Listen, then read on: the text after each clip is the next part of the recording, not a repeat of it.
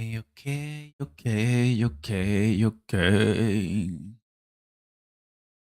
What's up, and good morning.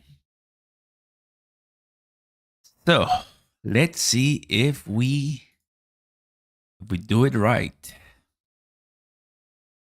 Let's see if we do it right, my friends. The goal here is to find the live stream because I woke up not that long ago and I need to find this live. If you, my fam, can tell me where to go, that's even better. Okay, I need your help.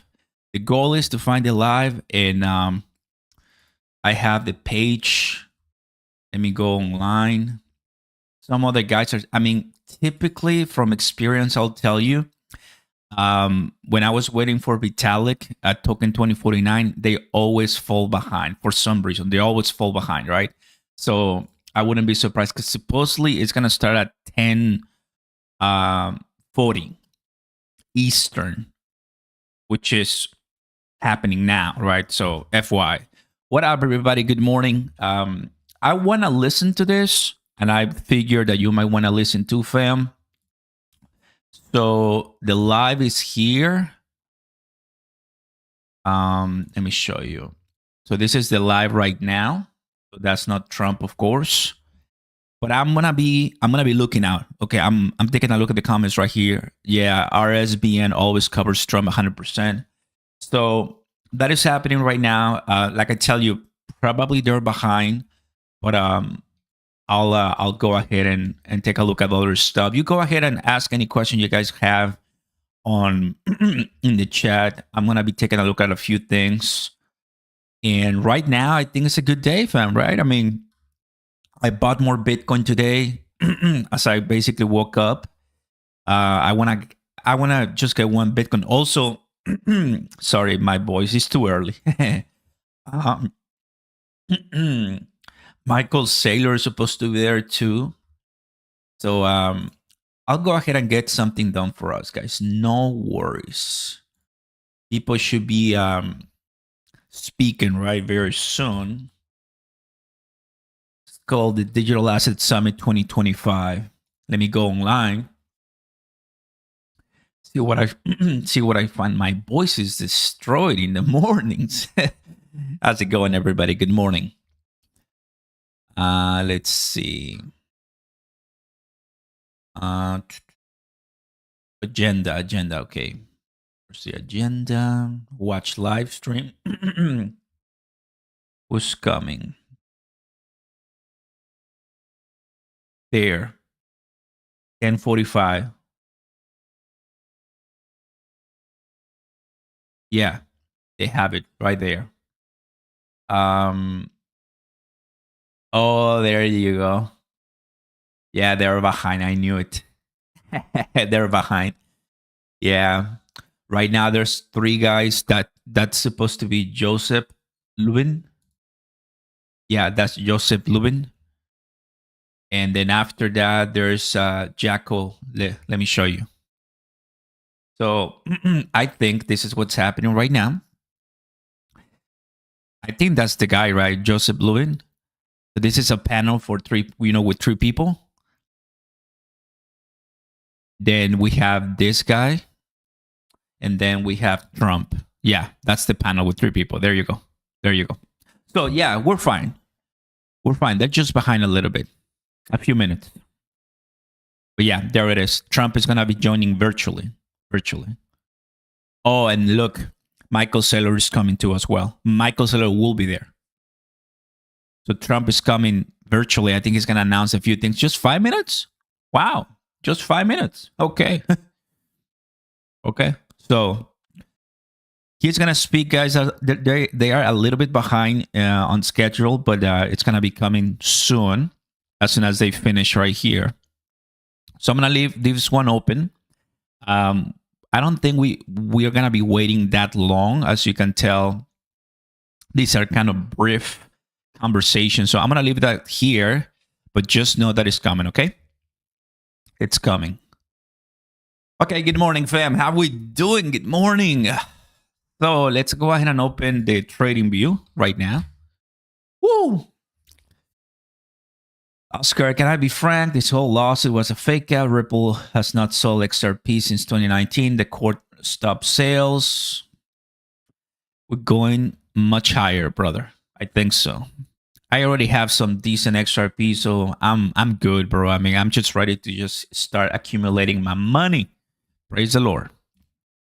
249. Anybody buying XRP right now? Anybody buying XRP? If you are looking into holding the line, before things get a little bit more crazy. Let me check audio. Reducing the number of the amount of bandwidth necessary in these. How's the audio right there, fam? Looking good? Sounding good? If we're looking at the ETFs and wanting to add yield, one of the major dangers of good.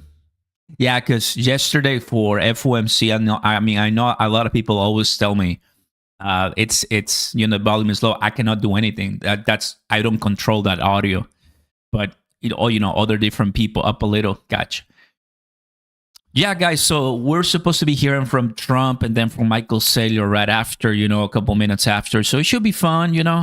Stick with us, and we'll be able to bring you that content pretty soon. But when I was in Singapore, the agenda said, come to this hour to, watch Vitalik Buterin. And it was delayed like an hour, bro. An hour. An entire panel was delayed. It happens all the time.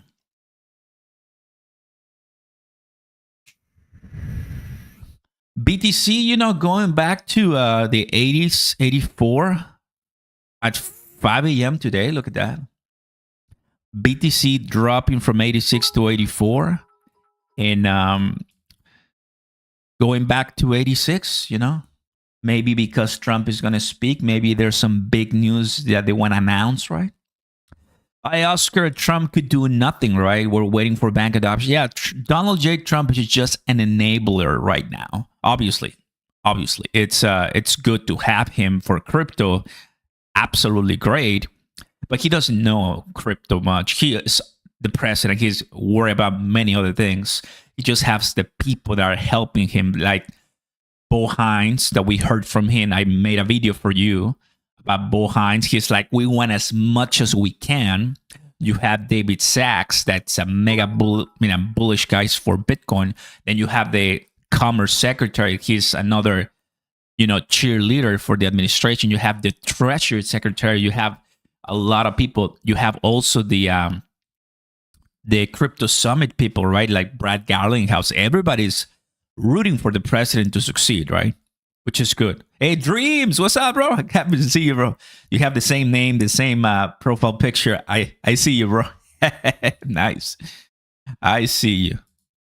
So, guys, President Trump is going to be coming in virtually, speaking in the next 20 minutes, maybe, or more. Don't worry. Then after that, we have, that's the keynote. So this guy is going to take a while. I don't want to listen to him. Guys, should we wait for Michael Saylor too? Not the greatest friend for the XRP army, I got to say, but still is bullish, when it comes to Bitcoin. It's like an hour from now, but they're behind, so it might be like an hour and a half from now. So give or take. What was the FOMC? The FOMC was a pause. Was a beautiful pause. They keep talking. Guys. Click the first link down below, everybody, if you want to sign up to BTCC 2 and start trading. I still have my position from yesterday. Let me go ahead and open BTCC, see how we're doing here. You're just down about 4% on my position right here.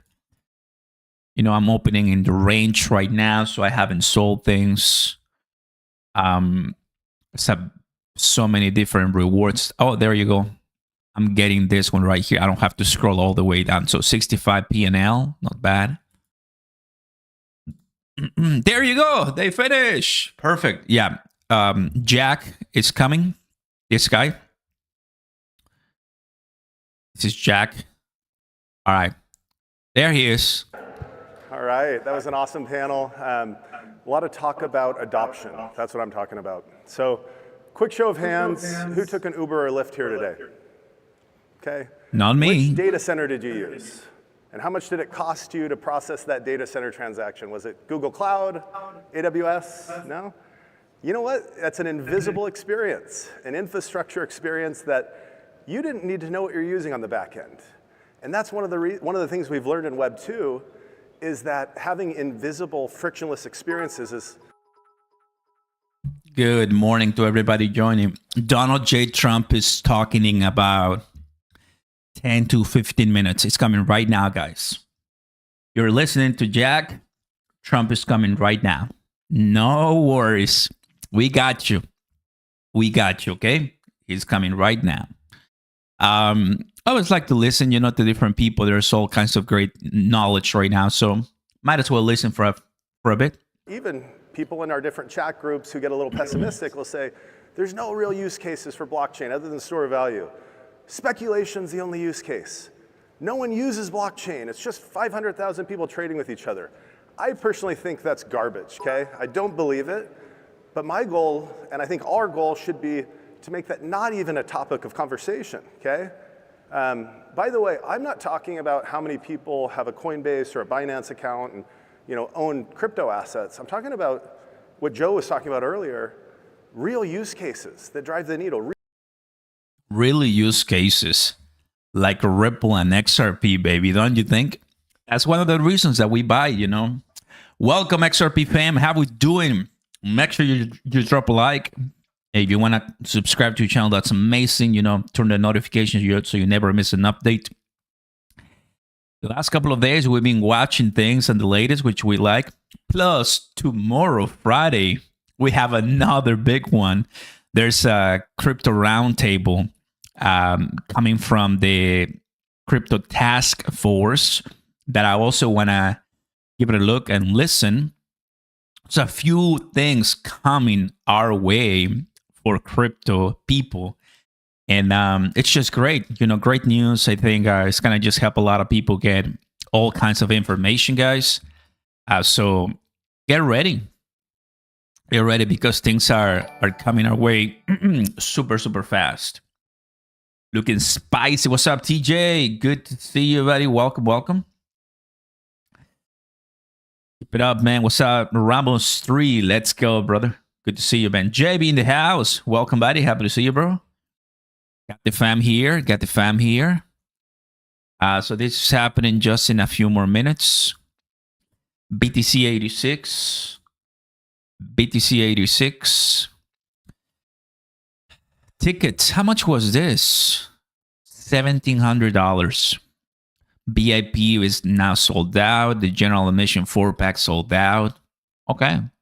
You think that's a lot of money, $1,700 for a pass in New York? Or is it a fair amount to charge for a crypto conference or summit that Brad Garlinghouse, Michael Saylor, the president, and many more people?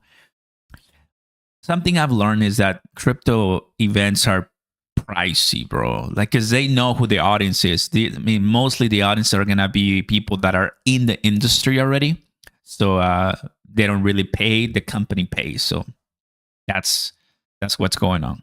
That's why when we have Consensus in Austin, Texas, I always like to go there because it's cheap, like $400 or so the admission, and there's great people there too.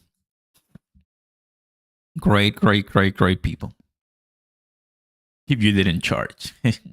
Cheap, some say. Madden All-Stars in the house. What's up? Welcome. Fear and Greed Index of 31. Really? Good stuff. 31. Ooh. Don't you know? Pump it up. You got to pump it up. And don't you know? Pump it up. All right.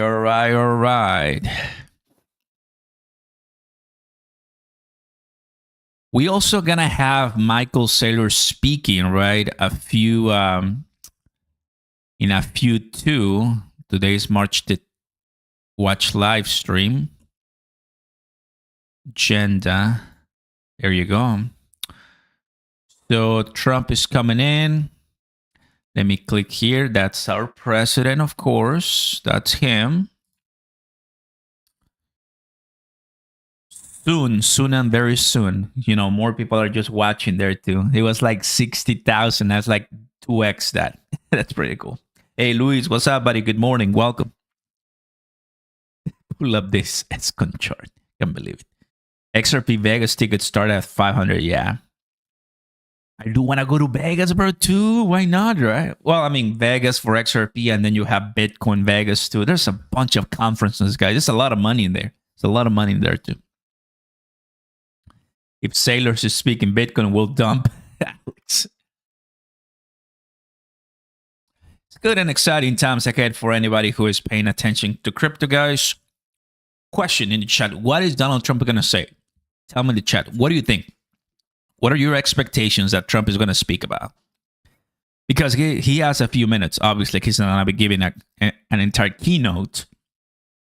Probably he's going to be reading from a teleprompter or so. People are saying, speculating about the crypto 0% tax. I don't think so. Millions and millions. Cyberhawk. No, it's billions and billions. Water says nothing important. Christian is here too. Nothing burger too. Nothing. No capital gains tax. Imagine, bro. RLUSD news. So Trump is going to speak on RLUSD. Imagine, bro. No, I don't think so. I don't think he'll say much, to be honest. I mean, it won't affect the market much. True. Maybe he's going to give a recap of what he did last month. About the Bitcoin strategic reserve, the stockpile. Probably he's going to say that.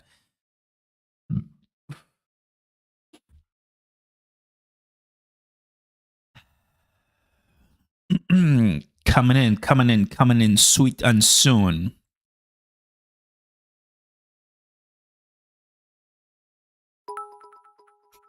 Five minutes. He's coming soon. 5 minutes until Trump. Are you ready for this? Welcome to all the new subscribers. How we doing, fam? Welcome. It's about to come. The Donald, when it comes to crypto. We'll see if it's going to be... Let's actually get a poll up. Right now. Trump speech will be... good. Not good.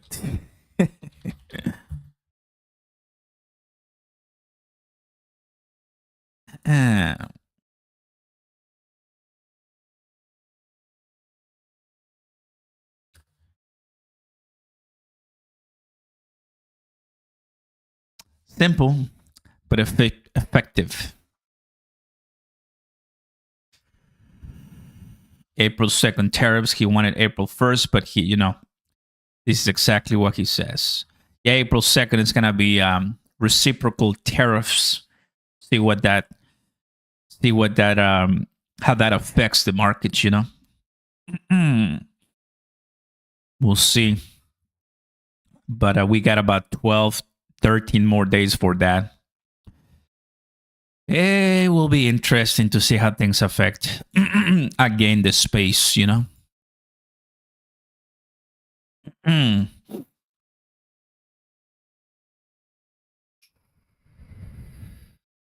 Opinion. Note, opinion. That's why they say Trump will announce zero tax on crypto capitals. I'll be so pissed because I already paid my taxes. Anybody here? Have you paid your taxes yet? Some people are going to tell me, what are taxes? Man, I did it earlier the week. I'm like, dude.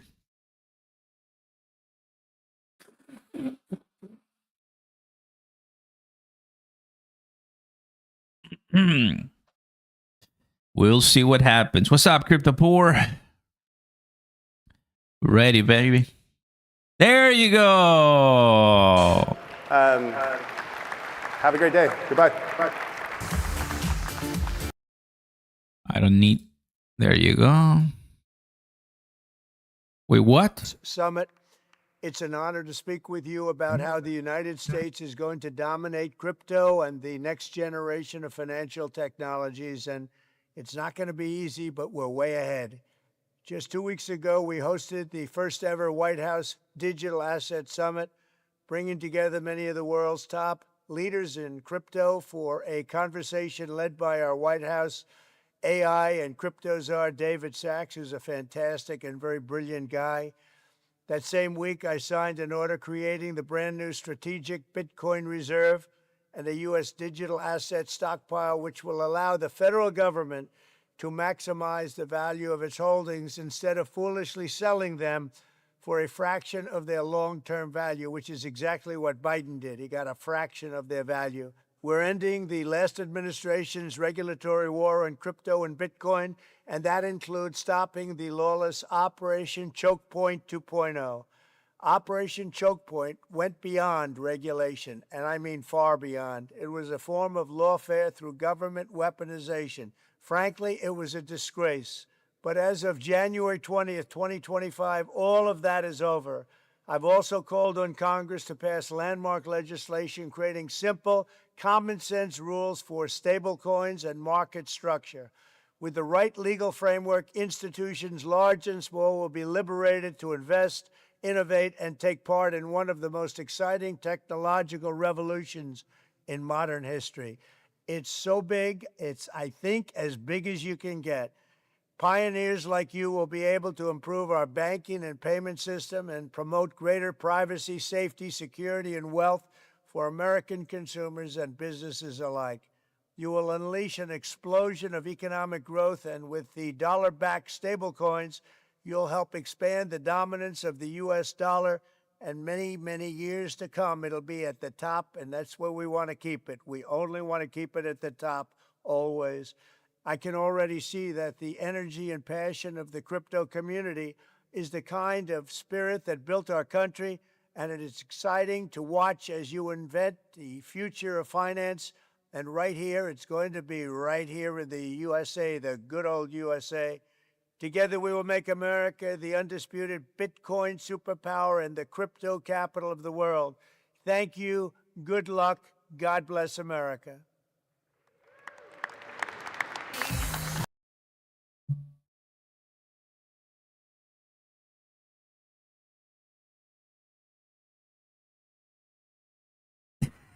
You tell me. You tell me.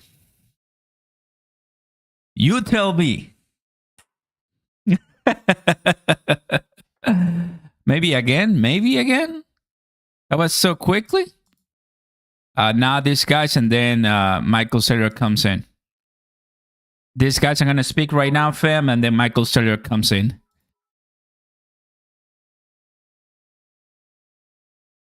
I'm just kidding. Good morning, fam. How we doing?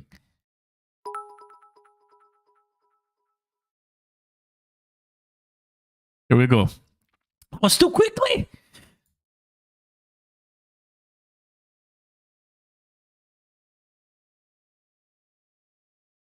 All right.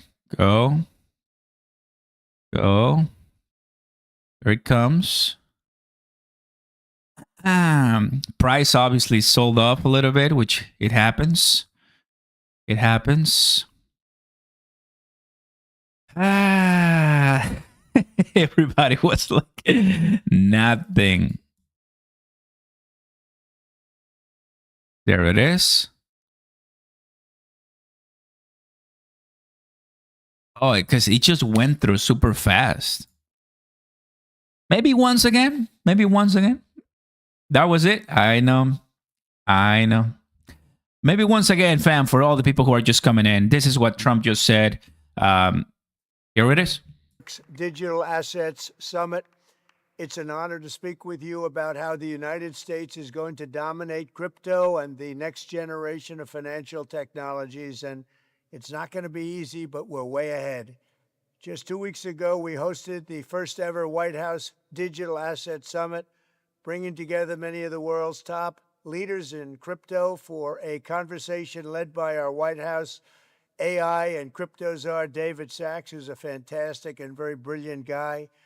That same week, I signed an order creating the brand new strategic Bitcoin reserve and a U.S. digital asset stockpile, which will allow the federal government to maximize the value of its holdings instead of foolishly selling them for a fraction of their long-term value, which is exactly what Biden did. He got a fraction of their value. We're ending the last administration's regulatory war on crypto and Bitcoin, and that includes stopping the lawless Operation Choke Point 2.0. Operation Choke Point went beyond regulation, and I mean far beyond. It was a form of lawfare through government weaponization. Frankly, it was a disgrace. But as of January 20th, 2025, all of that is over. I've also called on Congress to pass landmark legislation creating simple, common sense rules for stablecoins and market structure. With the right legal framework, institutions large and small will be liberated to invest, innovate, and take part in one of the most exciting technological revolutions in modern history. It's so big, it's, I think, as big as you can get. Pioneers like you will be able to improve our banking and payment system and promote greater privacy, safety, security, and wealth for American consumers and businesses alike.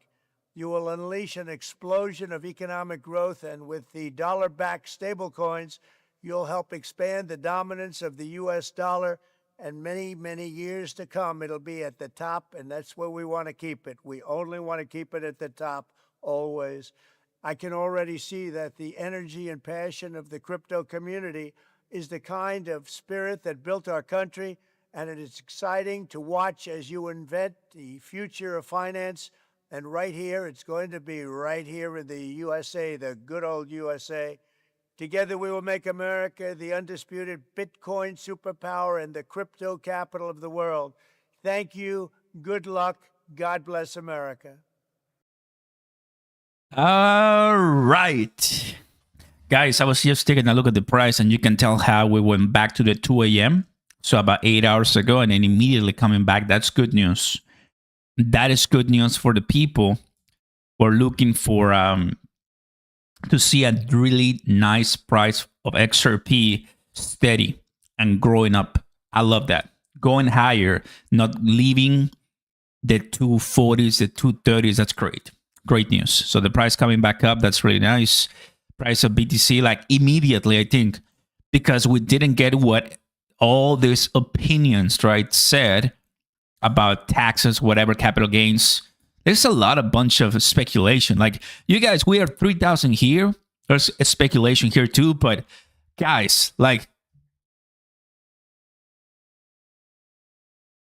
crypto capital gains tax is like the first thing they say. How many people say, oh, it's going to be about the 0% tax? Nah. Glad I already filed my taxes. President Trump says together we'll make America the undisputed Bitcoin superpower and the crypto capital of the world. Yeah. Yeah, he said it. Trump up now. Pretty positive somebody's going to say right here it was a nothing burger. Big nothing burger.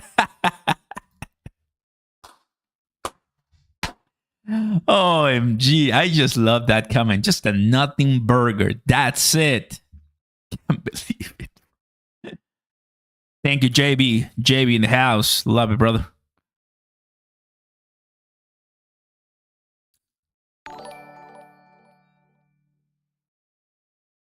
Look. What is this? What is this guy saying?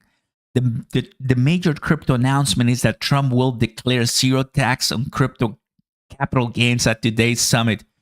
Massive? If true. If true. It's like, are you kidding me, bro? Breaking. Trump is going to say XRP is going to replace the US dollar. That's going to be sending the price of XRP to 1,000 per token. Massive? If true. What? That is absolutely unbelievable, bro. That is absolutely unbelievable, bro. Can't believe it. That was fun. That was fun.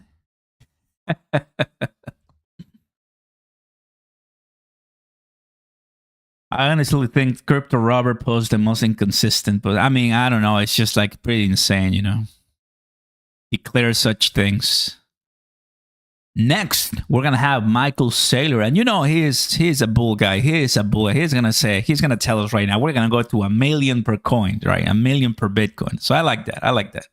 I want to wait for that. Want to see what other numbers he has. He's just coming in soon right now. They have 11 a.m. So yeah, it's already 11 a.m. So he should be starting pretty soon. He's going to be speaking for a few minutes, about 30 minutes or so. Oh, there's a conversation after that with Michael Saylor. He's going to be speaking and then a conversation with that. Perfect. You got a nice and long, relaxed conversation when it comes to crypto. I'll take it, man. Drop a like, fam. Consider subscribing to the channel and turn on those notification bells. So welcome aboard. We're in the morning here. And we're very happy to have you. Always. Always.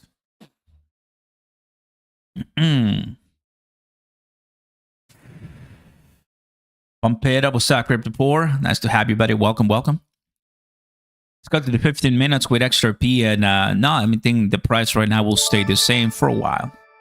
Good morning, Oscar. It's all good. Long haul for me. Don't even look at it. What's up, Philip? Glad to have you, Philip. Let's go. Didn't even fix my hair, guys. It was like just I woke up, you know, not even an hour ago, and I was like, wait, I think he's speaking. I just ran over the computer and we're here. Sailor company makes $0 profit and he's playing with fire. Trump sat at 589. Imagine.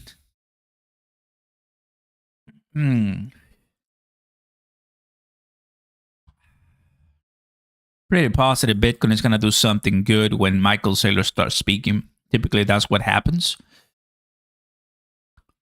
Went to 85, 294 for BTC. Good. Went all the way to 86 and a half. 87, that was yesterday. 7:40 p.m. Yeah, guys, basically buying before 100,000 per Bitcoin. Why not? Why not? Should be coming in soon. And after that, that's it.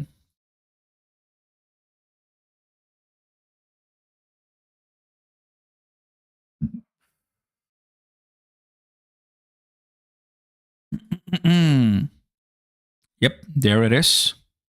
A very big hello to everyone. Oh, wow. That volume is huge. I'll save this. We already played it.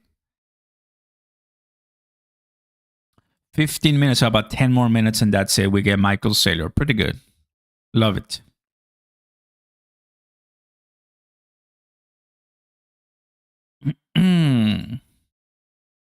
By the way, I saw this too.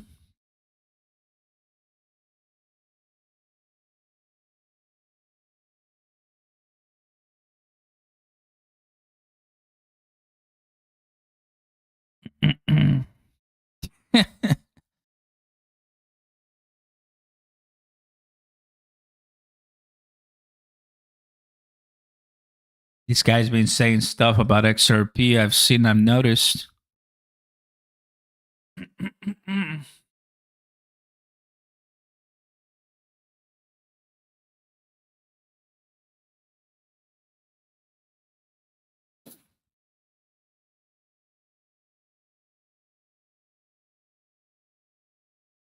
Breaking with the recent price surge in XRP, the net worth of Brad Garlinghouse, Ripple CEO, is around $10 billion, making him one of the richest person in the country. And yet, why hasn't anybody seen a public filing from Ripple about just how much money the company makes? Ripple is a business after all. In the traditional sense, it is not a blockchain experiment. That's going to be the key question for Paul Atkins and the SEC on the Ripple case going forward.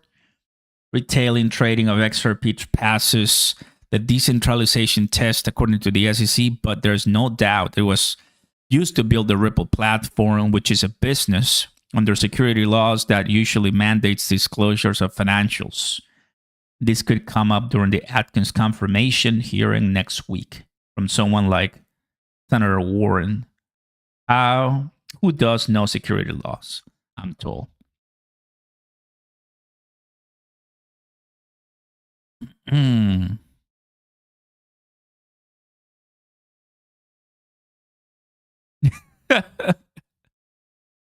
Can't believe it, bro. I'm going to be looking at that too. Brad Garlinghouse has a pretty busy week ahead. Coming in soon, fam. That'll be Michael Saylor speaking about Bitcoin, speaking about, anything. He's not going to speak about any XRP or crypto, right? But just Bitcoin and the strategic reserve and the price that Bitcoin is going to reach in the future, which we're looking at millions and millions of dollars. He's been buying. He has strategy. So I know that things are going to be going in the way he wants. Marco, what's up, buddy? Happy to see you and welcome. No Trump speech. It was pre-recorded. He has no time for crypto. Yeah, it was pre-recorded for sure. It was not live. That was not live for sure.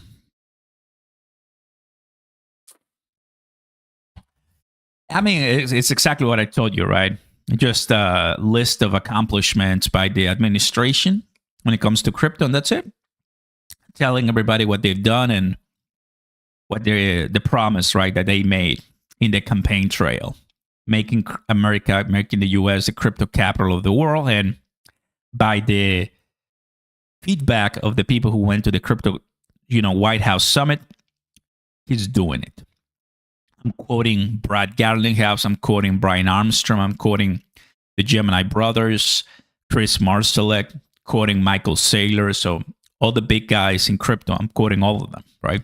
They're pleased to see what's going on in the White House now that they're being invited. And I told you that was going to happen. Like, we needed to gather all the big players. Plus, we're still missing CC, right? We're still missing Vitalik. We're still missing Charles Hoskinson. We're still missing other different great innovators and leaders in the industry.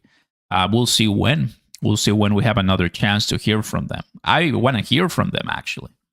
Will be awesome. Whoa, whoa, whoa, whoa, whoa, whoa. Somebody is waking up with fire and fury to sell some XRP. Don't you know? Dump it up. You got to dump it up. Look at that. 247, 246 XRP. Okay.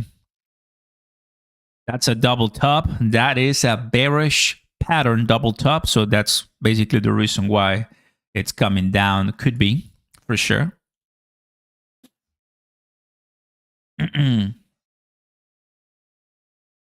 He said we're going to approve the payment system. XRP, I think it's about it bullish.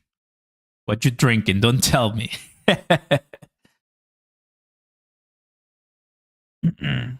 Oscar, did you give up on Crow? My wallet says otherwise. No, brother, I've been buying the FUD, the fear on the streets. We're making some decent passive income with CRO thanks to Beno Finance.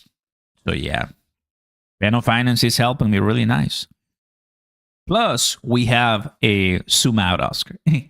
Plus, we have an AMA coming for the Crypto.com fam, right, on the 25th. Chris Marsalek will be speaking. So that'll be pretty nice to hear, right, about the 70 billion proposal, about the 5 billion money dedicated to the stockpile, and any other thing that the community wants to hear for sure. Do you have something green to drink? Well, not actually, but I'll try to find something. Crow is trash, bro.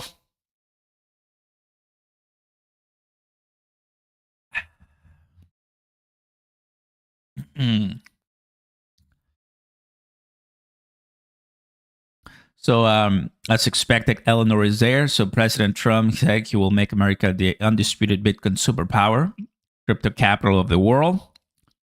He mentioned he's calling on Congress to quickly pass the stablecoin legislation and criticize. Good, good, good.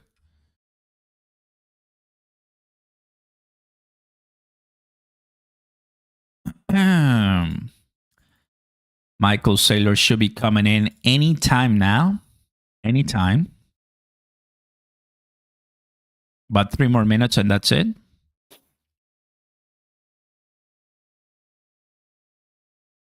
It was 2 minutes. It was actually 2 minutes. Wow. Crazy.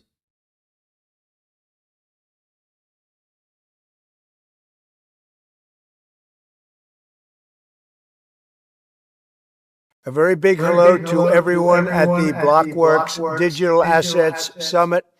It's an honor to speak with you about how the United States is going to dominate crypto and the next generation of financial technologies. And it's not going to be easy, but we're way ahead.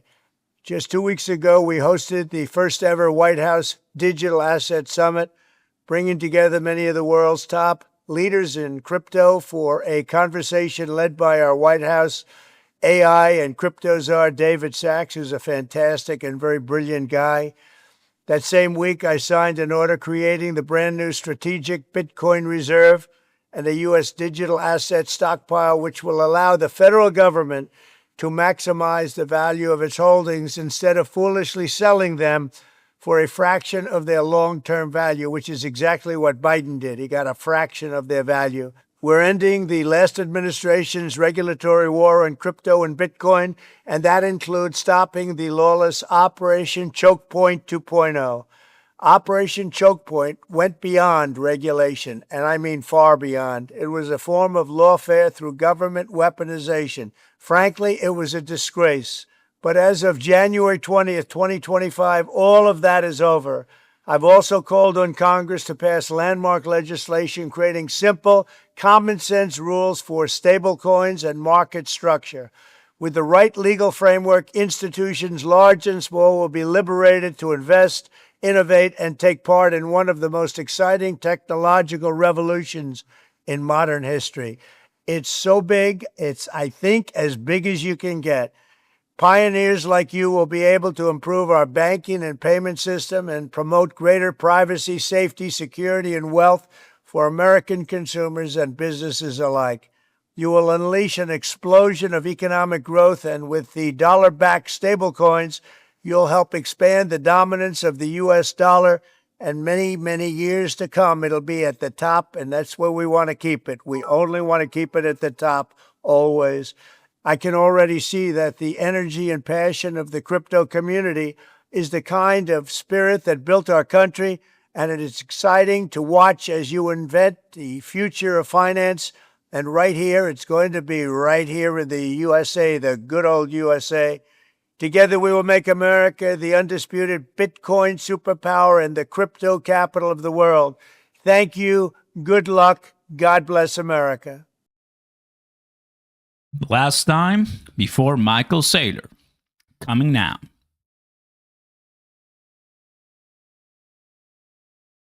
Anytime.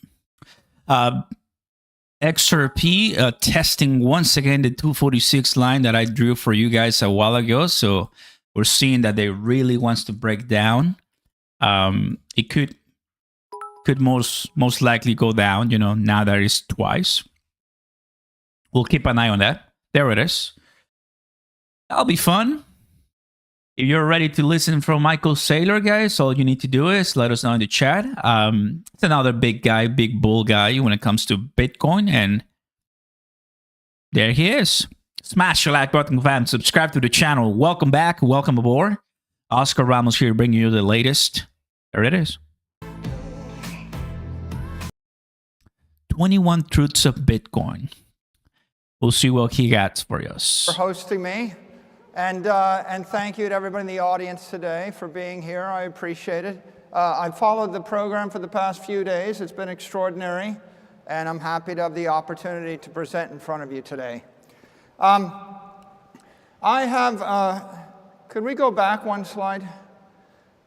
I have prepared a new presentation. A few years ago, I created one called the 21 Rules of Bitcoin. This one's the 21 Truths of Bitcoin. And preparing for this, I asked myself, what is true today in the year 2025? And perhaps what are the truths that the mainstream world, the mainstream media, traditional investors, politicians, people that are just getting familiar with Bitcoin, with digital assets, what is it they don't know that seems very, very clear to me that I want to share? And so I've gathered my favorite 21 truths of Bitcoin today, and I'm going to start with the first. Bitcoin's an ideology. Freedom versus slavery, innovation versus stagnation, sovereignty versus dependency, property versus poverty. It's a very powerful ideology. It's spreading the entire world, and there would be no Bitcoin without the ideology. It's capitalism versus socialism. It's the individual versus the collective. It pops up throughout human history. We see these themes for the last thousands and thousands of years. You see these themes in the writings of the Austrian economists. You see these themes in the writings of Voltaire and the intellectuals of the 19th, the 18th, the 17th century. You even see these themes in the Constitution of the United States. The Founding Fathers had this ideology. And you'll see it echoing throughout Bitcoin. The second truth of Bitcoin is protocol. Satoshi created a protocol based on that ideology.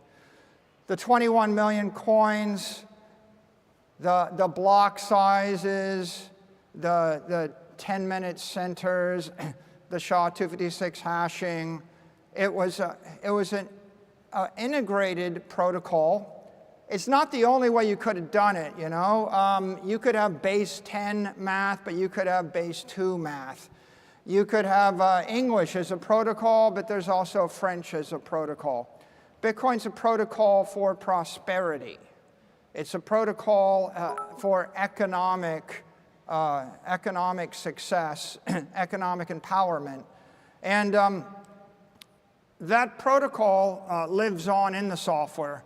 Oftentimes people say, well, what about this quantum thing, or what about that technology thing? And the point that I make to them is that English language is a protocol. If you have to upgrade the software, you'll probably upgrade the software, keep the language. Base 10 math is a protocol. If you have to upgrade the software, rebuild the computer, you'll probably keep the base 10 math. Bitcoin is a protocol. You may change the hardware, you may change the software, you may change the nodes. The protocol is simple. A bunch of intelligent people everywhere in the world would like to keep their money forever. Once $1 trillion worth of money flows into that network, they'll be looking to figure out how to keep it. And then when it's 10 trillion or 100 trillion or 500 trillion, you'll have a bunch of people speaking a language of economics, a monetary language. That is the Bitcoin protocol. Truth number 3, Bitcoin's an asset. One of those 21 million coins pops out. A lot of people just focus on the asset. They forget the ideology. They don't really notice the protocol. They think, do I have a Bitcoin or not? What kind of asset? It's the apex asset. It's better than cheese. It's better than palladium. It's better than gold. It's better than silver or copper or land or goats or cattle or lumber or pieces of paper that we call currency. Bitcoin is the asset, right? It is the asset based upon the ideology and the protocol that results in the greatest monetary premium in the world. Truth number 4, it's not just an asset. Bitcoin's a network. Bitcoin is not just a network, it's the network. It's the most powerful computer network in the world. It's a global network. Without the network, you can't have the asset. The asset is stored in the network. The network is a manifestation of the protocol. The network creates decentralization, that's true, but it also creates fault tolerance, mission criticality, redundancy, and all of the other technical, economic, and ethical qualities of the asset and of the movement. An ideology that spawned a protocol resulting in an asset that circulates on a network. That would be a simple articulation of what Bitcoin is. It's a truth. I would hazard to guess that the great majority of people watching the price of Bitcoin don't think about all four of those things. And they don't think about this as much as they should. Bitcoin is immaculate. Truth number 5. It was spawned by the Immaculate Conception. A nameless, faceless programmer gave it as a gift to the world. How do you create an immaculate thing? It's a God-given thing. It's a natural thing. We've had it since the beginning of time. No one took beneficial claim to it. No one asserts control over it. No one expects to cash in on it. The Immaculate Conception is an extraordinarily important thing to the network. That, combined with truth number 6, Bitcoin is ethical. What makes something ethical? What makes it ethical is you can take title to it, you own it, no one can debase it, no one can take it from you, no one can corrupt it, no one can control it. It's a thing of natural beauty. No country will ever trust anything that another country can debase or control. No company will ever trust anything another company owns or controls. No person will ever trust anything controlled by another person. In order to reach this great plateau of ethical, it has to be beyond the corrupting influence of any human, any man-made institution, any organization of people in the world. The Immaculate Conception was a necessary condition, but the engineering brilliance of Bitcoin was another condition, right? Bitcoin's it's a perfect machine made of imperfect components. That's the brilliance of the engineering. Can you make something that can a human being make something that other humans can't corrupt? Bitcoin's ethical. Truth number 7. That makes Bitcoin a commodity. What is a commodity? An asset without an issuer. Gold's a commodity. Corn is a commodity. Lumber is a commodity. Why is this important? Because in law, commodities have a special status. A company in the United States can be capitalized on commodities. It cannot be capitalized on securities. There's actually a special carve-out in corporate law for publicly traded companies. But maybe more importantly, I can stand here and I can tell you that I think the price of Bitcoin will go to 13 million over 20 years. I couldn't say that about a security, right? You have legal immunity to actually express your opinion about a commodity. That makes commodities politically superior, legally superior, ethically superior, financially superior to a non-commodity, to a security. And it's not just a little bit better, it's 100 times better, right? And so Bitcoin is a commodity. Bitcoin is actually the commodity. I studied commodities in my early professional years. Every other commodity can be created with technology, with capital, with know-how. If you were going to take your family's life savings and buy a commodity to hold for 100 years, and you thought about it, would you buy soybeans or corn or oil or natural gas or lumber, coal, silver? Well, no, they're all awful, and you know why they're awful, because it's pretty obvious to you that 100 years ago it was harder to make those things than it is today. And if the price of oil goes to $1,000 a barrel, we're going to frack it, triple frack it, hyper frack it, and we'll drive the price of oil down. Same with gold. There's been hyperinflation in gold multiple times. You know, the California 49ers found gold. We created so much gold that we crashed the economy of Europe. Every other commodity is going to actually explode in supply with technology and with price. That makes them all garbage investments for a long-term investor. They're in fact the worst possible investments as a long-term store of value. The king of them, gold, still underperforms the S&P index by a factor of 2 or more. So there's only one commodity in the history of the human race that wasn't a garbage investment. The one commodity is Bitcoin, right? A digital commodity. And let's talk a bit more about that. Why is it not garbage? Why is Bitcoin great? Bitcoin is a digital commodity. Every other commodity I can name is a physical commodity. Physical commodities are God-given, and anyone in the world can create them. Digital commodities were created by the brilliance of human beings in a fluke. You needed to have a brilliant engineer, Satoshi, give away this gift to the world. The world needed to embrace the gift. The protocol needed not to be defective. And after many, many years of not knowing whether it was something or nothing, it spontaneously monetized and came to life. It really is a miracle of the 21st century. Why is a digital commodity important? Well, you can vibrate a digital commodity 60 times a second on a computer. You can move a digital commodity at the speed of light. The AIs can decompose and recompose a digital commodity millions of times an hour, simultaneously moving it and distributing it all around the world at the speed of a computer. Can't do that with palladium. Can't do that with gold. There's no way Apple Computer's ever going to ship an upgrade that has multi-factor authentication on a physical commodity. It needs to be a digital commodity, and that's what makes Bitcoin special. Not only is it a digital commodity, it is the digital commodity. The most profound thing that happened is 2 weeks ago, the president signed into law via the executive order, Strategic Bitcoin Reserve. David Sachs said, Bitcoin is an asset without an issuer, spawned via an immaculate conception.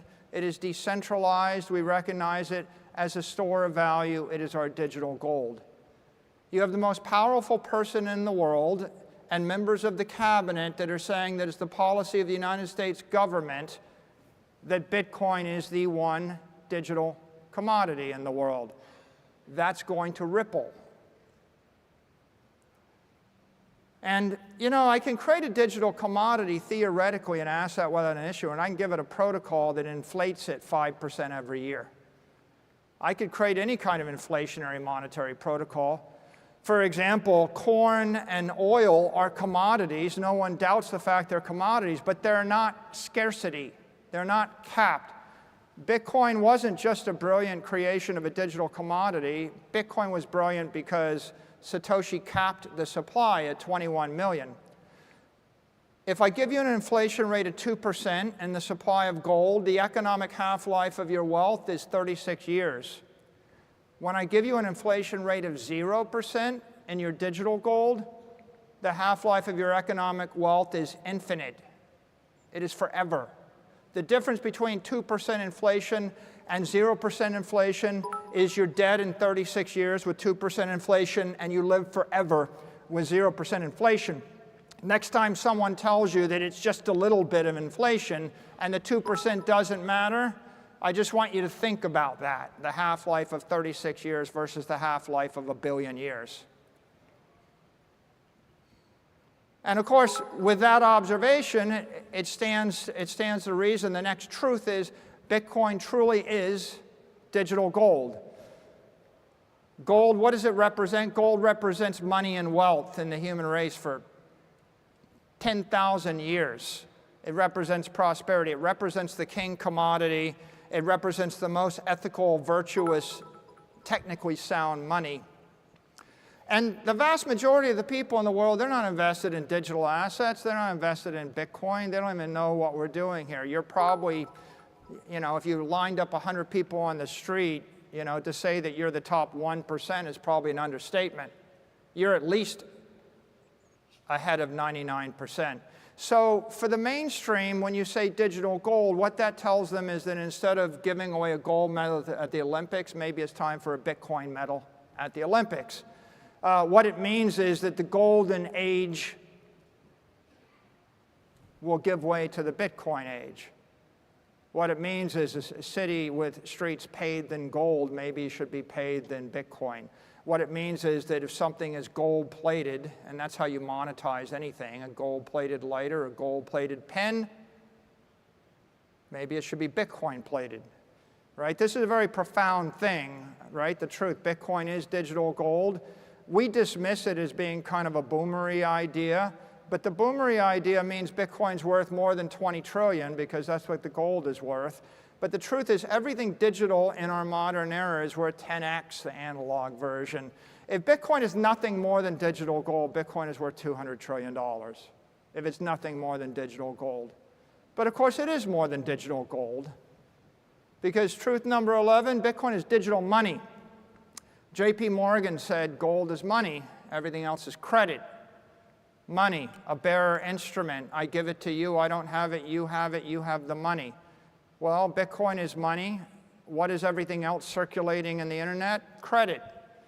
What does that mean? It means that I send you something, I send you a fee over a credit card network. 45 days from now, maybe it will be transferred to your account after the credit card company takes 2%, right? In a world of digital credit, that means that it takes 4 years for the money to move 40 times, and at the end of the 4 years, all the money's gone. In a world of digital money, it means you can move the money once a second. Maybe you can move the money 60 times a second. You move the money 60 times a second for a 20th of a penny, you still have the money. The computers are not going to think one click, one settlement every 30 days. They're not going to agree to pay 200 basis points per vibration of the money, right? Digital money is profound. It's so profound that everybody in the business of managing money doesn't even understand what this means. When they understand what this means, then the industry is going to 100x. Bitcoin is going to go to the moon. Well, if Bitcoin is digital money, what else is it? Well, truth number 12. Bitcoin is perfect money. Okay? What is perfect money? If you read the writings of the Austrian economists, von Mises and Hayek, they write about money, but they couldn't conceive of perfect money. Voltaire, Aristotle, Plato, they couldn't conceive of perfect money. Why? They didn't have the technology. It's kind of like asking Aristotle, tell me about clean water. How do you understand clean water if you don't have a microscope and you don't understand that there are pathogens in the water? Nobody understood perfect money until Satoshi gave it to us, and that's because it was impossible to create perfect money before modern semiconductors, modern internet, modern cryptography. So they were struggling, and you can see Hayek and von Mises, they struggle with this notion. In the Constitution, the founding fathers, who were pretty intelligent, said, the only legal money in this country is going to be gold and silver coin. They kind of knew this idea, a commodity in your hand, a self-custodied commodity bearer instrument felt like good money. What they designated as perfect money in the Constitution, and we have drifted, a little bit away from that, they designated what they saw were the hardest commodities and the most liquid fungible commodities that could be used as a monetary token. And they were never perfect because you can't practically do every transaction by swapping gold and silver coins. And because gold and silver coins aren't hard capped, they have inflation. So they had defective money that was slowly decaying, that was not quite useful, but it was just, they used to say it's the worst possible way to do it except for every other way, right? And so the significance of this truth, this basically marks the point where economics goes from being a superstition and an art form to being a scientifically based engineering discipline. You can't engineer an economic system or a monetary system before you have perfect money. It's just like trying to do good math, but 2 + 2 = 5 on Tuesday, and it equals 4 on Wednesday. And if you don't have stable numbers, you can't do math. And if you don't have stable money, you can't do economics. You know, if you can't drink water that's not going to kill you, life is pretty ugly, right? This is profound truth. Again, misunderstood. No economist trained in the past 100 years. They never took a course on perfect money. They never imagined it. But you can't really blame them. It's like if you went back to Voltaire and you said, okay, that's the smartest guy in the 18th century in France. And, you know, he wrote shelves of books. But like, you know, poke him and say, describe, you know, radioactivity to me. And how are we going to build mobile phones and satellite communications? And he would have thought, what are you talking about? Right? It's like the most brilliant person without the instrument and the technology can't conceive of the rational thing. And that takes us to truth 13. Bitcoin is legitimate. A short phrase, a powerful phrase. It wasn't legitimate 4 months ago. A year ago, if you try to remember where you were and what you were thinking in March of 2020, when the entire crypto industry was under massive onslaught, everybody's getting sued, right? And the most likely future was everything gets ground into the dirt. We have completely come 180 degrees. This is the most powerful person in the world sitting in the most sacred place, the Oval Office, flanked by 2 cabinet members telling you Bitcoin is digital gold, a store of value, a commodity. Not just a commodity. You know, if the US seized 10,000 securities, all your artwork, all your houses, your planes, your trains, your automobiles, every currency, you know, everything of value, your diamonds, your gold brooches, your silver, they'd sell it. Right? The only thing the United States does not sell is its national parks, its nuclear stockpiles, and its Bitcoin. Now, that's a shockwave that will be heard around the world. That just happened, you know, literally days ago. It's going to take a while for that to ripple through the entire federal government. Then it will ripple through the state governments. Then it will ripple through the banking system, the insurance system, the credit rating agencies. Then it will ripple to all the banks in Mexico and El Salvador and Argentina and then Europe. It's rippling through the banks in Hong Kong and China and Japan and Abu Dhabi and Europe. How long will it take? Well, you know, how long does it take for a profound good idea to move its way through layers and layers of bureaucracy? It'll take a while, but the innovators will actually grab this, and those that need the money, that want the money, will reach for and embrace the money, and they will be enriched by it, and there will be others that will resist it. But that entire shockwave, right, that explosion in legitimacy, that happened just a few weeks ago, happened on a Thursday night in the White House. And that's profound. We are legitimate. And as I've said before, if Bitcoin's not going to 0, it's going to 1 million. Right? It's either nothing or it's something. And if it's something, then it's going up.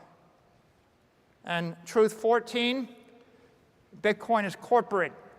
You know, I talked a little about corporate law. I'm very sensitive to it because I ran a public company for many years. We came public in '98. Every public company in the world is capitalized on one of 2 things. You're either going to capitalize on short-dated treasuries or sovereign debt, in essence, currency, or you're going to capitalize on a commodity.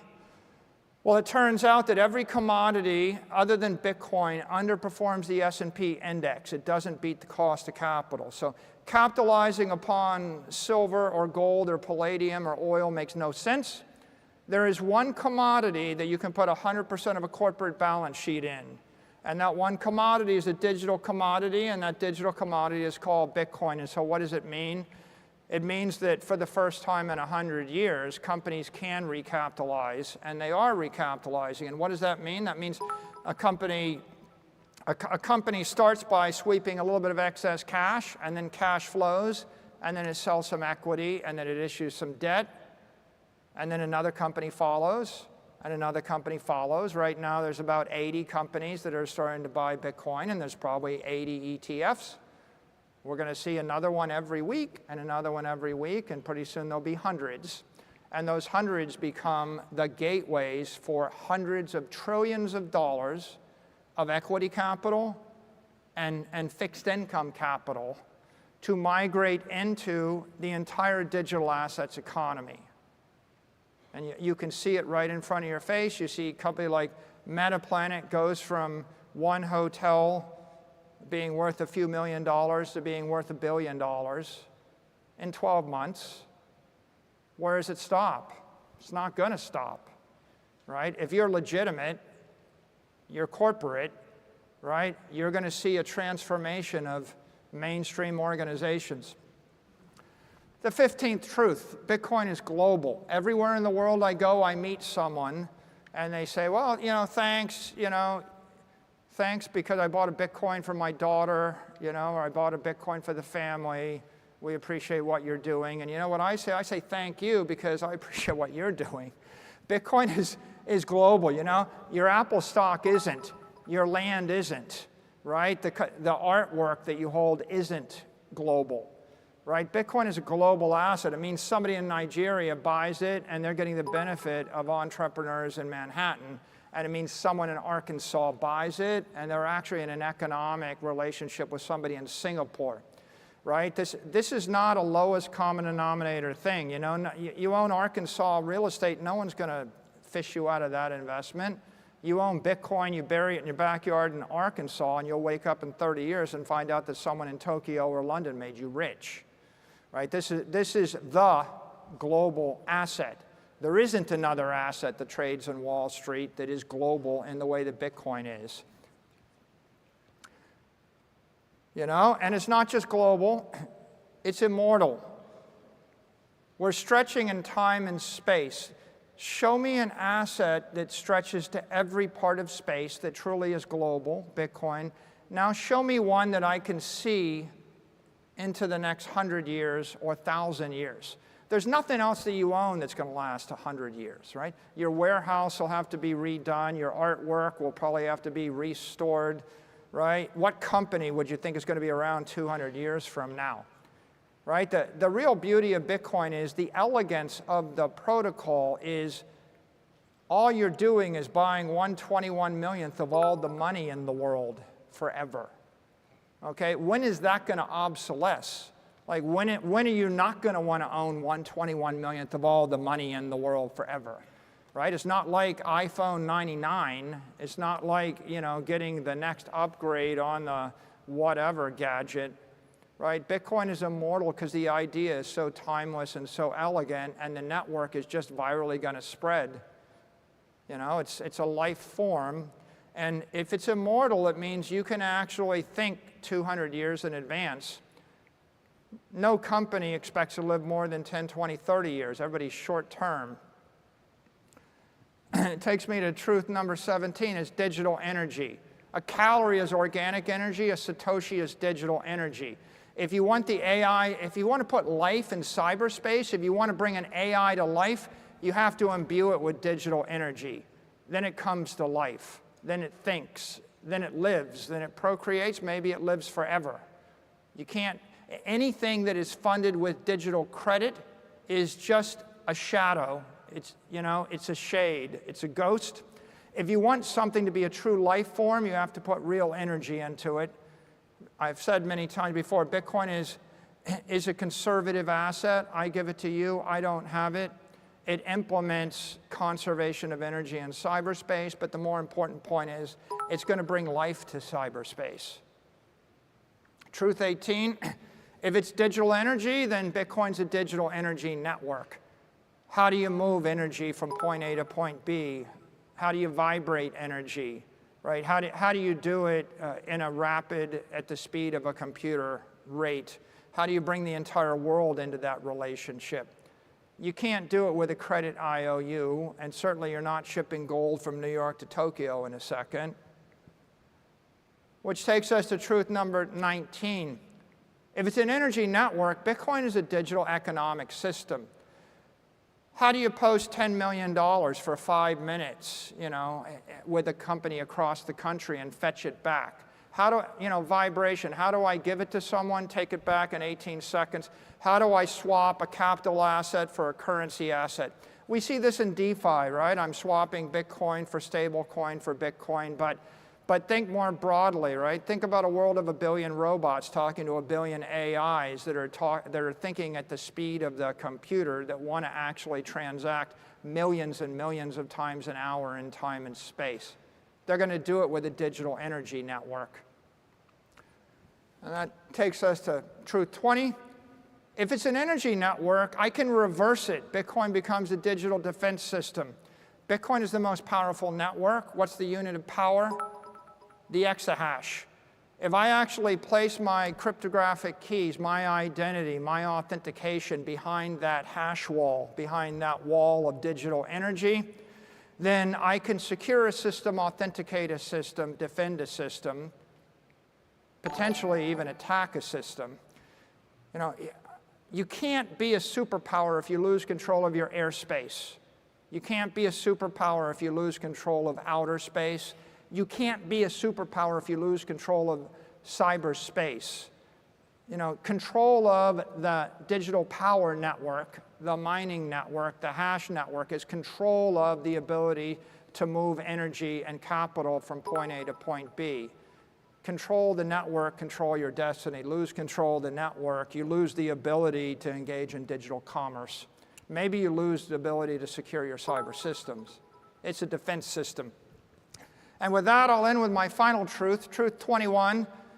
Bitcoin is an emerging solar system. Everybody says it's a network, and then they go, yeah, I read something about Metcalfe's law. And Metcalfe's law is like knowing enough to hurt yourself. It's not a Metcalfean network. It's a Newtonian network. Bitcoin is an evolving network. Think a star system forming. There is matter, there is energy. It's the brightest thing in the financial universe. It's got a magnetic field. It is slurping energy, capital, into the magnetic field. There are objects in orbit. They're falling into orbit around it. All of you are in orbit around it to a certain extent. Every company, every country, every actor. It is getting more powerful. It will continue to get more powerful. It will continue to get brighter, right? A Metcalfean idea is like a little asteroid went past on the left and a white dwarf went past on the right, and they're both equal.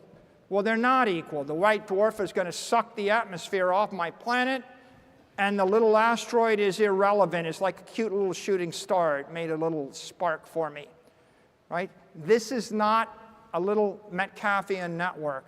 This is a network where when someone brings $1 billion to the network, it matters. When they bring 10 billion, it matters more. When they bring 100 billion, it matters more. The more capital, the more energy that flows in the network, the more powerful, the greater the gravitational field.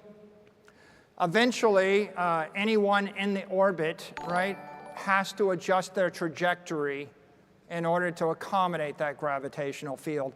You see this thing coming to life in front of you. It's going to have Newtonian dynamics, and it is an energy system emerging. And these are the 21 truths. Thank you for your time, and please go tell someone the truth about Bitcoin.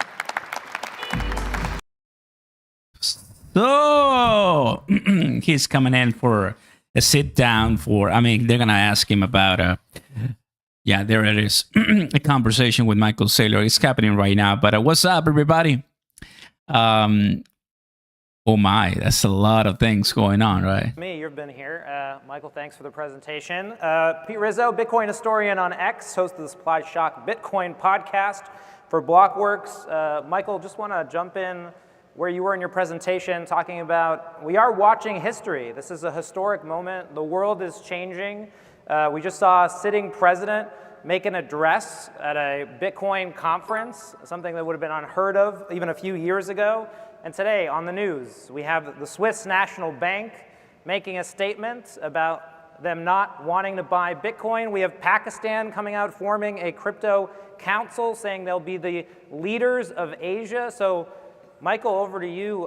What is the risk here for nations that not just adopting a policy, that don't actually buy Bitcoin, don't start treating this asset as the commodity, the digital commodity? Well, I'm an aeronautical engineer, and we design airplanes, and if you create a supersonic airplane, you create a shock wave. Supersonic means the plane is moving faster than the rate at which the air can communicate or get out of the way.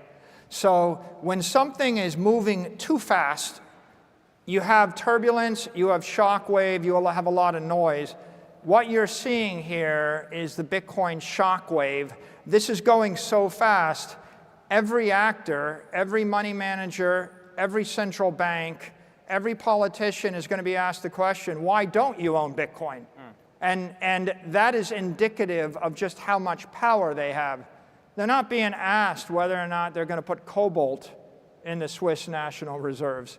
But I think everybody with a pool of capital is going to be asked by activists in their own country, by activists in their own company, by their shareholders, why aren't you buying Bitcoin? And what you'll see is the world will bifurcate, right?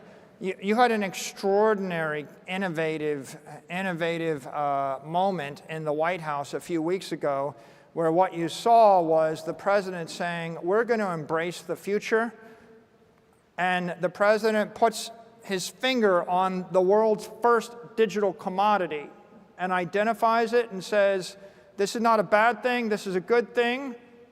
We're going to own it, we're not going to sell it. We're going to get as much of it as we can get, right? That's a progressive move forward. I think you'll see that. You'll see other countries that will be regressive. I'm afraid of it. Why are you bothering me? You know, it's a nuisance. But at the end of the day, right, this is no different than embracing, you know, nuclear weapons or explosives or ships or airplanes, right? The powerful and the wealthy and the prosperous will embrace the new technology and overcome their fears. And the regressive will resist it, they'll fall behind, and they'll be impoverished by their lack of vision. Well, let's talk about the how, right? So the strategic Bitcoin reserve is here. The talk now is about how the government would acquire Bitcoin in the United States and some of these other jurisdictions. What advice are you giving to governments out there that want to move fast, that don't want to be impoverished, don't want to have their citizens be left behind? How do they acquire? Well, I think the first thing to do, which is what our government is doing, is build consensus and awareness. It's really important, right, first to identify Bitcoin's a commodity. It's very important to emphasize it's got an immaculate conception, there's no issuer. It's very important to make sure people understand it's digital gold. It's pretty important to understand it's an asset that will enrich us. If you don't get that consensus from the citizens, the taxpayers, and a bipartisan consensus, it's hard to move forward. And I think that they're doing that. So what's going to happen right now is, I think, a very elaborate and very thoughtful political process to build consensus. And consensus building is educating. We see that going on in DC. It's not going to be, I wouldn't be in favor of like one jolt, you know, trying to do everything at the same time, because there's that phrase, you know, if you want to go fast, if you want to go fast, go alone, but if you want to go far, go together, right?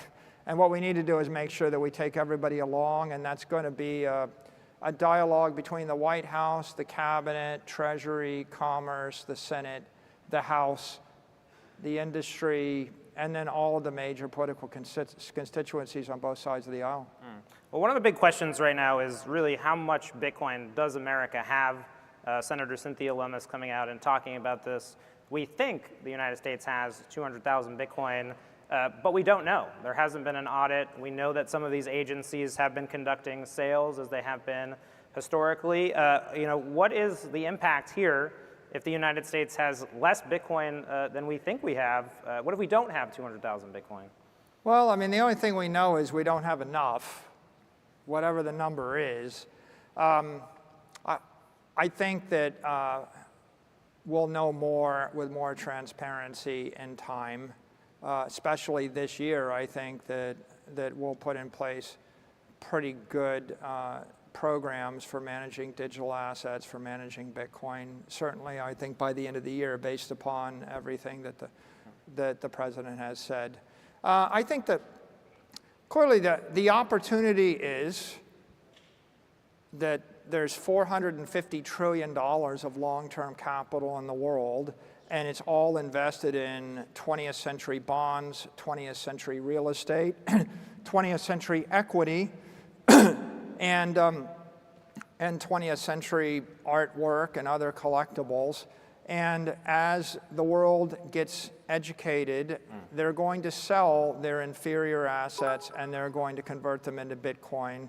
And the Bitcoin network is going to grow from 2 trillion to 20 trillion to 200 trillion, and then it's going to grow beyond. So the opportunity is buy cyberspace, buy Bitcoin, buy a share of the digital capital of the world, and then let all of the capital from the rest of the world flow into the network and enrich you.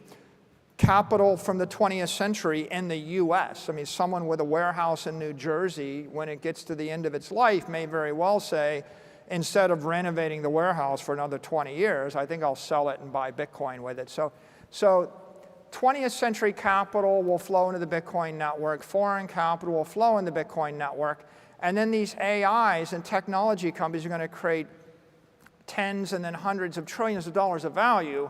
It will flow into the Bitcoin network.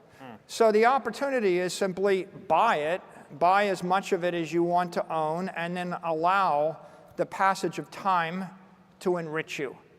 And then I think the threat is, right, the risk is, don't buy it.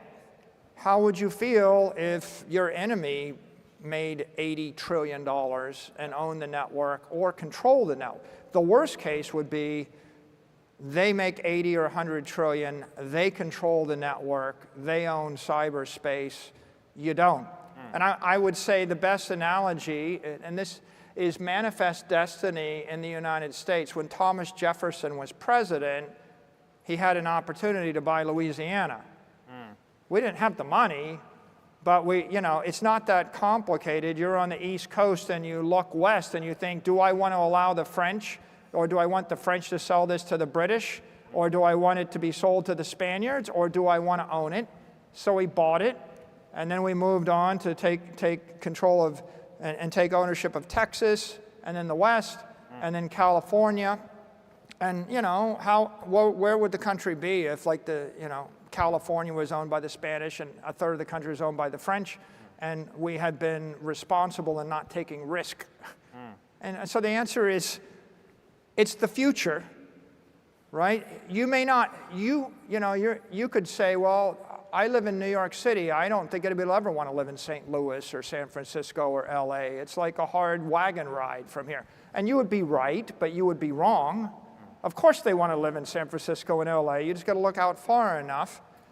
And I would say, I think people in this room know this, but the average of the normie would say, well, wait, I can't live in cyberspace. I can't live in a digital energy network. It's like, well, maybe you can't, but the AI can. The thing that you create that's going to take responsibility for all your family's money, that's going to make you rich, it will live in cyberspace. It will look at you and say, are you crazy? I can do things 1,000,000 times a second perfectly, 1,000,000 times more efficiently there. But you want me to actually, trade copper tokens, at the speed of sound or something, or less than the speed of sound. So the future is there. The economy is going to go there. You can buy it. You can buy it for a nickel. We bought 80% of the United States for $40 million, 80% of the country. And I think there's an equivalent opportunity right now with Bitcoin. So it's something you do it either because because it's a good opportunity, or you do it because you wouldn't want your worst enemy to do it to you. Right. Well, you put a number on the goal you have for the United States. You'd like to see the United States own 5 million Bitcoin, about 25% of the network. Do you have a sense then of how much of the Bitcoin supply could be owned by governments? If like there's a geopolitical order that comes around Bitcoin, how much of the supply would be owned by just the totality of governments? Look, I think Bitcoin is perfect money, and it's the most profound opportunity of the 21st century. And the rich, the powerful, the comfortable, and the arrogant have no need for it. So I think the most beautiful thing about Bitcoin is it's money there for the taking. If you want money, if you need money, if you're willing to take the risk, if you're at the beginning of your life cycle, if you're in your youth, America was a youthful country. If you're a youthful person, a youthful family, a youthful company, if you're an ambitious country, then it's there for the taking. I can't really tell you, I mean, and the beauty is Satoshi gave sovereign money, which means that the rights of a cab driver in Nigeria are just as powerful as the rights of the United States, you know, in Foggy Bottom. So will the Bitcoin be claimed by individuals? Will it be claimed by corporations? Will it be claimed by nation states? Will it be claimed by institutions? And the answer is, I don't know, and I think that Satoshi just kind of gave perfect money to the world. Those who can overcome their arrogance, who need it, will see it for what it is, and they will claim it. And then others will be comfortable in their 20th century existence, and they will dismiss it as a nuisance. And you know, I've said sometime before, the volatility of Bitcoin is a gift to the faithful. The complexity of Bitcoin is a gift to the faithful. Because if it was simple and if it was non-volatile, someone with more money than you, that's arrogant, that doesn't need the money, would have it all, and you would have none of it. You would have no opportunity. So I think it's in everybody's best interest that it remain a little bit complicated, a little bit volatile, and then the greatest nations of the 22nd century will embrace it. I mean, there was a time when the Chinese outlawed explosives and gunpowder, and the Japanese thought that was a good idea too, right? And it lasted for a while until people that thought that explosives and guns and gunpowder and technology were an okay idea showed up and made them change that. They toppled the governments, and they were dragged kicking and screaming into the 20th century. But I guess, is there a number that scares you or might worry people? Because there are people who are worried about how much government involvement there is now in Bitcoin. So is there a number that there is no number, it sounds like, that changes how you think about Bitcoin in terms of how much governments could acquire, with China now looking maybe to respond to the US? I put my trust in Bitcoin. I think that Bitcoin is going to evolve in a very dynamic, very healthy fashion because it's the most ethical, the most open, the most ethically sound, the most powerful idea in the world. There's going to be nation-state struggles, but it's possible all nation-states ignore it, and it's companies that fight over it. It's possible that companies ignore it, and it's the individuals that fight over it. But I think I talked about ideology, right? Bitcoin is the triumph of the natural law over the artificial law. It's a triumph of the natural versus the artificial, right? And natural law says what naturally should happen will happen. And those that are arrogant and foolish will dismiss it and they won't benefit from it. And I think that the question is, am I worried that the US won't embrace it? Or am I more worried they will embrace it? The truth is, if the US embraces it, it will inject virtue and natural law, and respect for property rights and freedom and economic balance into the US government. So I think any organization that embraces Bitcoin is made more virtuous, made healthier, and made more rational. And I think in that way. I don't really worry about, it's like with banks, right? Am I worried about banks embracing Bitcoin? No, the banks would be more rational, and they would be more equitable, and they would be more ethical, and they would be more secure and probably better actors if they embrace Bitcoin. Well, certainly there's a lot of organizations here. I want to call back a few of your recent statements and just talk to the startups and kind of innovators who are in the audience about what opportunities you see. Obviously, you delineate between Bitcoin and the crypto ecosystem beautifully, but recently you've said that you see digital currency as being a $10 trillion opportunity, digital securities as a $10 to $20 trillion opportunity, and then digital tokens as a $10 trillion opportunity just for America. In the past, you've maybe been more critical of these projects. Can you talk about what opportunity that is? What is that opportunity, and are you interested in it? Yeah, I posted this on my X profile on highlights under a digital asset strategy, which I presented to the president in the White House a few weeks ago.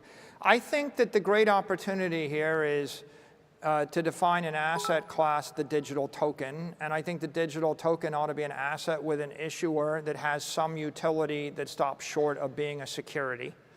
And if that's the case, why can't 40 million businesses issue a token with some utility to create capital? I think digital tokens for capital creation and for innovation.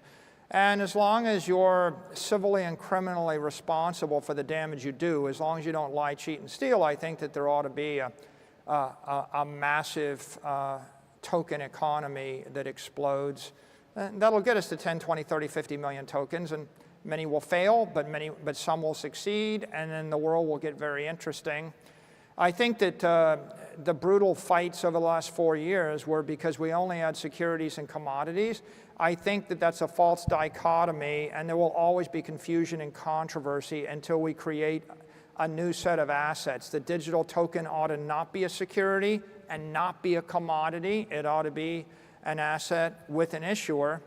And if the issuer takes responsibility for creating utility and for not lying and cheating and stealing, then you've unleashed the opportunity for 400 million businesses to raise capital and innovate.